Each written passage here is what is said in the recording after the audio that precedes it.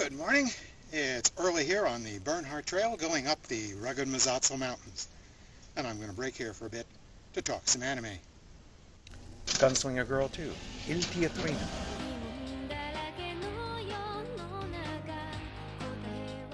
Back in 2003, Madhouse Studios produced the anime Gunslinger Girl, based on the manga of Ueda. 5 years later, a completely different animation team has created a sequel. Il Teatrino has a slightly different focus and vastly different style from its predecessor, and it took a while for me to adjust my expectations accordingly, but in the end I still found it a worthwhile watch. This is a sequel and continues to follow the manga from where the first series left off. A quick voice-over explanation about 10 minutes into the story will set the premise for you. A secret Italian intelligence branch called the Social Welfare Agency has created a handful of young girls who have been cybernetically enhanced and trained as the ultimate assassins. Each of these bionic tweens has a handler she's been brainwashed to obey.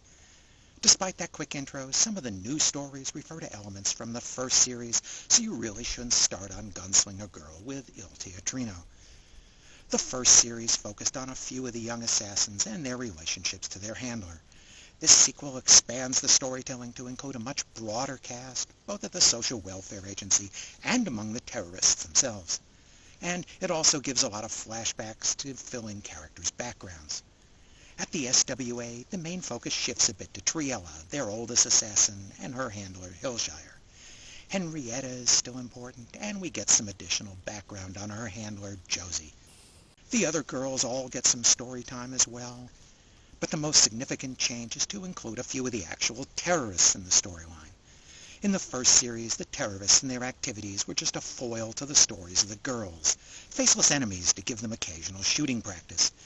Here, they're developed into fully realized characters with goals, personalities, and backgrounds.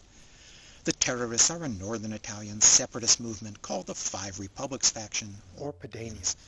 They're a lot wealthier than the usual terrorist groups. Pinocchio, or Pino for short, is a young man adopted by one of the wealthy Padian bosses and raised as an assassin. Pino serves as a mirror image to Triella and the other SWA assassins, both starving for affection. Working with him on a plot to destroy a bridge are two freelance bombers. One, who now calls herself by the codename Franca, is out for revenge for her father. In order to learn her trade as a bomb maker, she coaxed Franco, a veteran bomb maker, out of retirement. Both Franca and Franco had very brief cameo appearances in the first series, but weren't significant characters, and I don't even think they were given names then. Where the first series didn't have much of a running story, here there is a single story running slowly through the entire series. Il Teatrino is fundamentally about the SWA versus the terrorists and their bomb plot, which isn't to say the anime doesn't take plenty of time to explore some side stories involving the characters on both sides of the conflict. It focuses specifically about a rivalry between Triella and Pinocchio, for although Pinocchio hasn't been augmented with cybernetic speed and strength, he still seems capable of giving the bionic girl a good fight. Mate!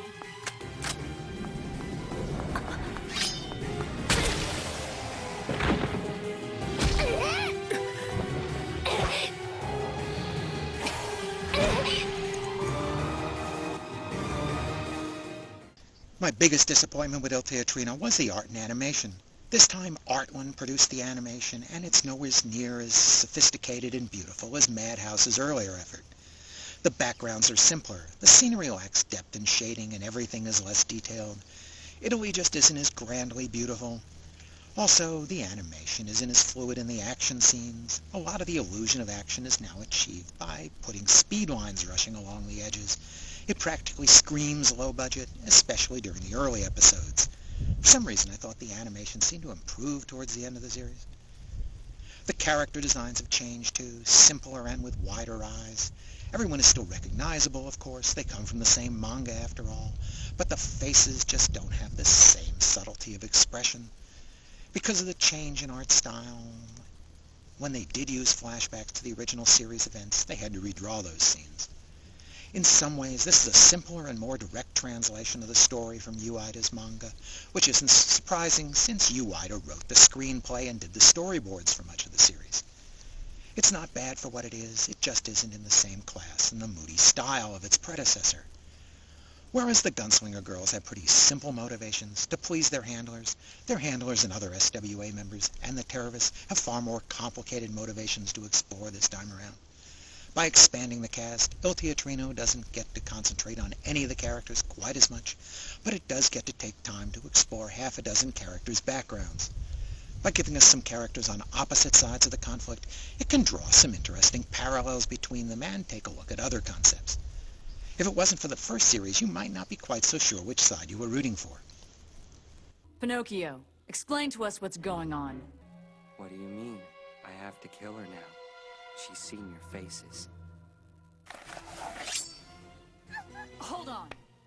It's not that big of a deal, all right? You know, I'm the one who chooses who we kill. Ko Otani provides the background music this time, and it's a more conventional soundtrack suitable for an action story. It's not bad, just not as original or haunting as its predecessor, and it's a little disappointing for Haibani Renmei's composer. It's supplemented by other music, such as the English ballad Scarborough Fair and some classical arias from Tosca. Director Hiroshi Ishidori has plenty of experience making disappointing sequels dating back to his work on Bubblegum Crash. I was surprised the Japanese voice cast was all different too. On the other hand, Funimation used the same voice cast for their English dub as they did for the first series, and that voice cast sounded fine for me and more familiar. When I started watching Gunslinger Girl 2 Il Teatrino, I was hoping for a sequel in the same vein as the original Gunslinger Girl.